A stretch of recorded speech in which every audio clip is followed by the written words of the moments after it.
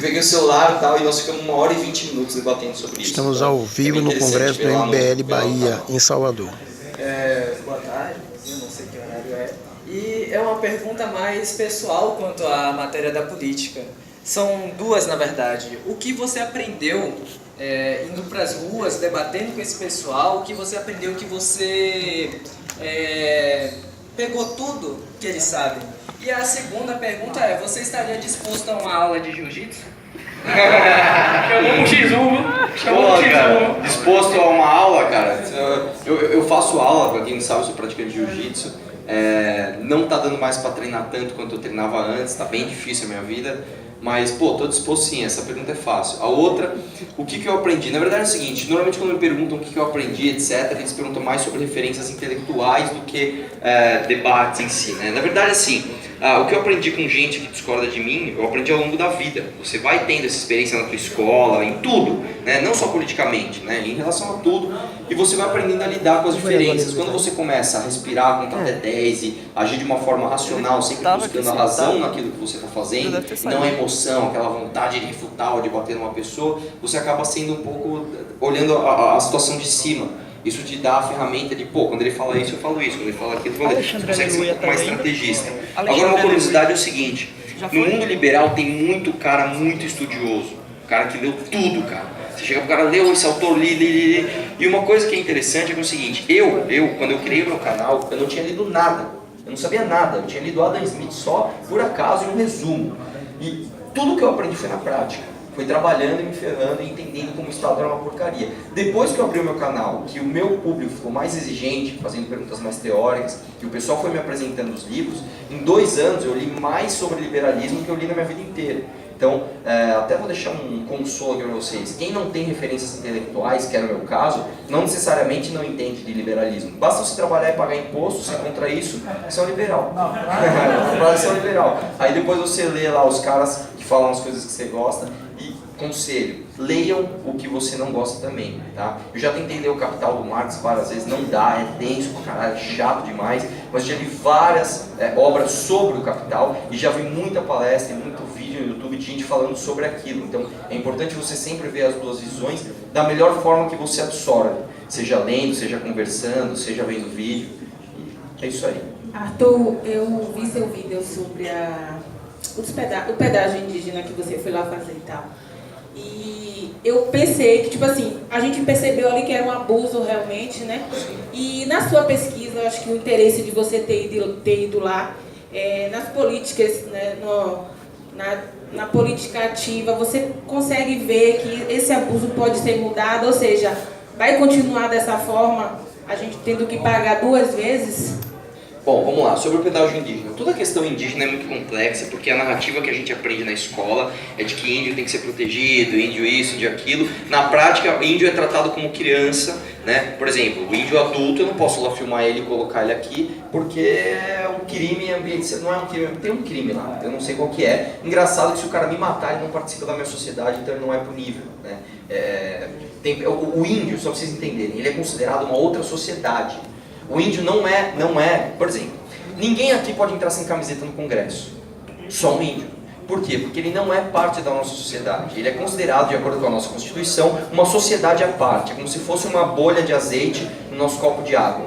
Então, isso faz com que você tenha anarquia. Quando você não tem lei, quando você não tem ordem, você tem anarquia. E o que eu vi no pedágio indígena na prática é o lado ruim da anarquia. Que, por exemplo, tem pedágio indígena que os índios são pode falar palavrão aqui, né? Pode. De cuzão, cara, de cuzão. O cara chega com o iPad lá, velho, eu vou te cobrar, tal, não sei o que lá, e com arco e flecha. Então, peraí, velho, ou você é do arco e flecha ou você é do iPad. Você tem que escolher um, velho. E aí, infelizmente, você também tem índio que não é. Os índios que eu cruzei, por acaso, e aí eu dei azar, porque eu não sei se eu dei sorte ou se eu dei azar, porque os bravos mesmo estavam em Brasília protestando e quebrando as coisas lá. E aí ficaram só o pessoal bonzinho lá para cobrar o pedágio. E aí você vê que o cara não tem maldade. O cara também é como se fosse um aluno doutrinado. Você fala, meu, por que eu tenho de pagar? Porque eu sou índio. Mas você tem iPad. Mas eu sou índio. Cara, mas porra, eu tenho que pagar. Porque a gente ajuda aqui a comunidade. O cara também não entende. O cara também está lutando de maneira cega. Para ele, você é um invasor das terras dele. Então, minha opinião sobre índio, tá? Qual que seria a solução? Quem sou eu, né, para dar uma solução para um problema tão grave? A meu ver é o seguinte, Qual que é a terra dos índios? Essa aqui divide, vocês agora são inclusos na sociedade, pega a CPF de todo mundo e dá título de propriedade. A propriedade é sua. Faz o que você quiser. Quer vender, vende. Quer fazer, é tua propriedade. Parabéns, ganhou. E aí você vai ver o livre comércio embutir o índio na sua sociedade. Porque a hora que você chega lá com um caminhão de iPad e fala, brother, esse teco de mato aqui, que você fala que é seu, que você tem oca, vamos fazer o seguinte, te dou esse monte de iPad, você compra um apartamentinho lá, o cara vai querer ser incluído. Então, eu acredito que a solução para isso seja incluir o índio na nossa sociedade. Galera, só mais 2 perguntas que nós estamos no tempo estourado, que ainda tem aí um encerramento. Infelizmente o Adicard já passou, vamos terminar ali mais 2 perguntas só. É lá de cá, velho. É lá de cá. Aqui tá isolado. Ó, não vão embora que eu vou fazer uma história aqui no Instagram com vocês no final, beleza? Público legal, nunca tinha vindo no Nordeste da palestra, primeira vez, quero ter isso registrado, beleza? Boa. Sobre o PL 28, acho Do que tá na hora Uber. de começar a mobilizar você e o MBL. E Excelente. também sobre os benefícios que os políticos têm. Não está na hora de parar de fazer só tal exemplo, que é muito bom, é um começo enorme, tal exemplo, mas não está na hora de começar a botar a população contra isso, para fazer pressão para que pare de ser unitário essa... hoje eu vou deixar o carro, como o nosso Olha, amigo fez. falou. O outro falou que há pouco tempo liberou o carro também. Mas não está na hora de começar um pouco que eles acabem com esses benefícios, Excelente. fazendo pressão para a população. Boa lá, vamos lá.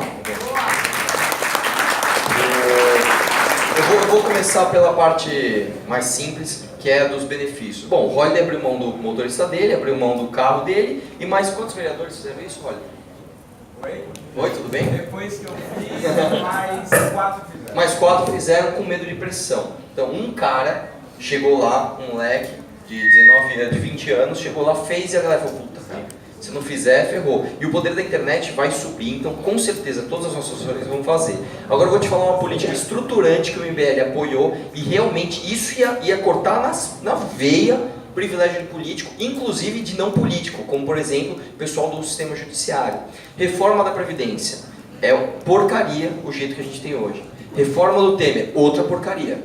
É simplesmente ser, tem goteira, tira um balde menor, põe um balde maior. O que a gente fez? A gente estudou uma proposta da FIP, que é realmente uma proposta liberal, que acaba com o privilégio, e falou, ó, a gente tem que emplacar isso aqui.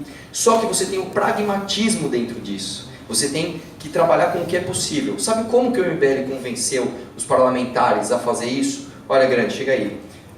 Isso aqui é uma reforma só que vai começar para quem nasceu a partir do ano 2000. Então esse cara ainda não vota. O cara, então tá bom.